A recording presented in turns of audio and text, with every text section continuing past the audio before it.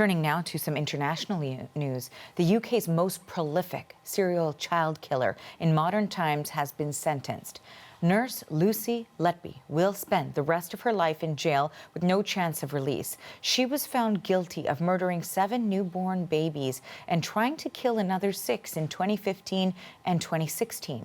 The CBC's Dominic Velitis is tracking this story now for us from London. Dominic, tell us more about what we learned today. Well, Arthie, before the judge passed sentence today, we heard from the families of the babies Lucy Letby murdered and attacked and the impact that she has had on their lives. And they were harrowing accounts. One mother said the murder of her son was like something out of a horror story. Another, whose baby boy was killed by Letby, described how her world was shattered when we encountered evil disguised as a caring nurse. A third parent said, I don't think we will ever get over the fact that our daughter was tortured until she had no fight left in her. We also heard, Arthie, from parents whose children survived being attacked by Letby but were left severely disabled as a result. One saying her daughter will never have a sleepover, go to high school, have a boyfriend, or get married as a result. The judge sentenced Letby, Arthie, to a so-called whole life term, meaning she will die in jail. Here's a little more of what he had to say when passing that sentence. This was a cruel, calculated and cynical campaign of child murder involving the smallest and most vulnerable of children. There was a deep malevolence bordering on sadism in your actions.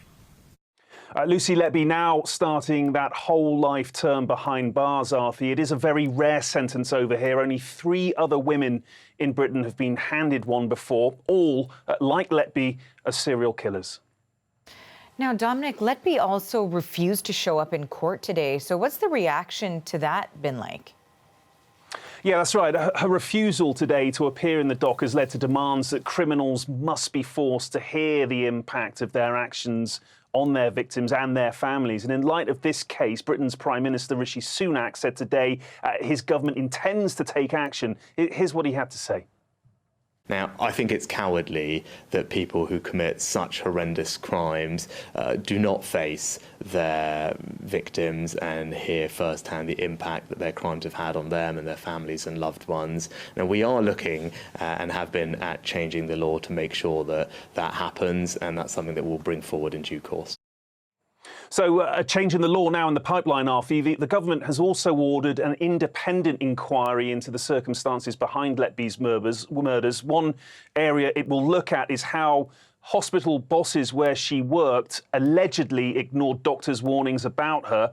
In addition, police say they will be reviewing the care babies admitted to hospital where Letby worked as a nurse. So cases under her care and highlighted as medically concerning will now be investigated further. Arthie.